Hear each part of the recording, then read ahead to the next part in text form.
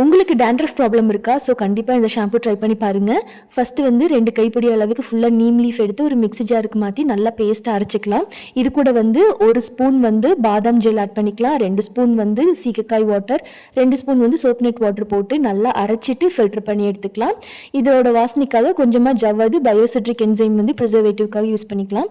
Enzyme இல்லை அப்படின்னா நீங்கள் வந்து ஃப்ரிட்ஜில் 1 வீக் வரைக்கும் ஸ்டோர் பண்ணி வச்சுக்கலாம். ஏர்டைட் லாக் கண்டெய்னரில் போட்டு வச்சுட்டோன்னா எவ்வளோ வருஷம்னாலும் கெட்டு போகாது. நம்ம வச்சு கூட யூஸ் பண்ணிக்கலாம். இது எப்படி யூஸ் பண்ணுறதுன்னு பார்க்கலாம். ஒரு பவுலில் கொஞ்சமாக தண்ணி ஊற்றிட்டு நம்ம ரெடி பண்ணி வச்சிருக்கிற நீம் ஷாம்பு போட்டு டைல்யூட் பண்ணி யூஸ் பண்ணிக்கலாம். இதோட pH லெவல் டெஸ்ட் பண்ணி பார்த்ததுக்கும் நார்மலாக ஹேருக்கு 5 to 6 தான் இருக்கணும். அந்த pH ரேஞ்சு தான் இருந்துச்சு. நம்ம செம்பருத்தி பூ வச்சு ஒரு கண்டிஷனர் செஞ்சுருந்தோம். அந்த pH லெவல் செக் பண்ணி பார்த்ததுக்கும் 5 to 6 தான் இருந்துச்சு. இந்த வீடியோ ஆல்ரெடி சேனல் அப்லோட் பண்ணிக்கோம், செக் பண்ணி பாருங்கள்.